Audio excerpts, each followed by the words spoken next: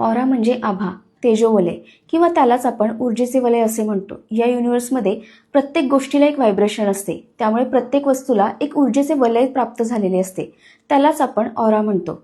प्रत्येक सजीव आणि निर्जीव वस्तूंचा एक ऑरा असतो. जिवंत प्राणीमात्रांमध्ये मात्र स्ट्रॉंगली हा ऑरा जाणवतो. ऑरा ही एक प्रकारची ऊर्जा आहे. ती आपल्या शरीराभोवती अंडाकृती आकारात पसरते. फॉर एक्झाम्पल, देवी देवता, संत महात्मे यांच्या फोटोजमध्ये त्यांच्या डोक्यासभोवती प्रकाशाचे एक वलय आपल्याला दिसते. त्यालाच मराठीमध्ये आभा मंडळ आणि इंग्लिशमध्ये ऑरा असे म्हणतात. मानवी शरीर ही युनिव्हर्सल लाईफ फोर्स, जिला प्राणशक्ती म्हणतो, अशा ऊर्जेने बनलेले आहे. ऊर्जा आभा म्हणजेच एक अलौकिक ऊर्जा क्षेत्र, जे प्रत्येक व्यक्ती, प्राणी आणि वस्तूभोवती असते. आभा म्हणजेच काय, तर आपल्या फिजिकल बॉडीभोवती असलेले एक तेजस्वी शरीर आपले विचार, भावना आणि अनुभवांवर आधारित आपल्या ऑराचे रंग आणि तीव्रता बदलू शकते. तर ते कसे काय ते आपण उद्या पाहूयात.